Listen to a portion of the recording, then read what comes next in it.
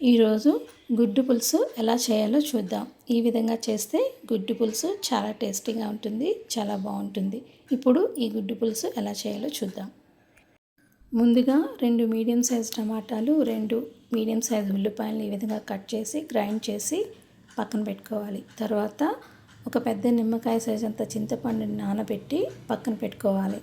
తర్వాత ఒక 5 గుడ్లను ఉడికించి తొక్క తీసి ఘాట్లు పెట్టి వీటిని ఇప్పుడు ఫ్రై చేసుకోవాలి. మరీ డీప్గా అయితే ఫ్రై చేయకూడదు.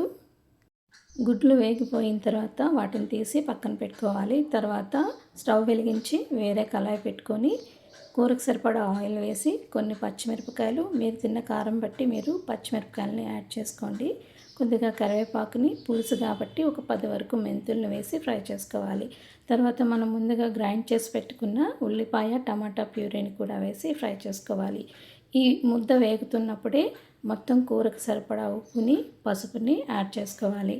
కొద్దిగా ఒక చిటికెడు ఇంగువను కూడా వేసి ఫ్రై చేసుకోవాలి. ఇంగువ వేసిన తర్వాత హోల్ గరం మసాలా, పచ్చి పేస్ట్ని ఒక స్పూన్ వరకు వేసి ఒకసారి బాగా కలుపుకొని ఆయిల్ తేలేంత వరకు కుక్ చేసుకోవాలి.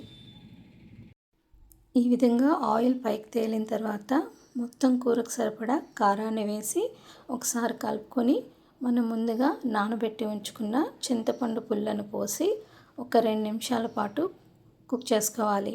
ఇప్పుడే మనం ఉప్పు, కారాన్ని ఒకసారి చెక్ చేసుకోవాలి. ఒకవేళ చాలకపోతే ఇప్పుడే యాడ్ చేసుకోవాలి.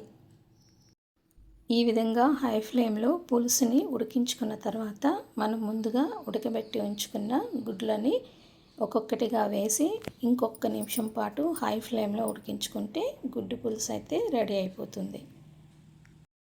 గుడ్లు వేసిన తర్వాత ఎక్కువసేపు అయితే ఉడికించకూడదు. ఇప్పుడు ఈ గుడ్డు పులుసు అయితే రెడీ అయిపోయింది.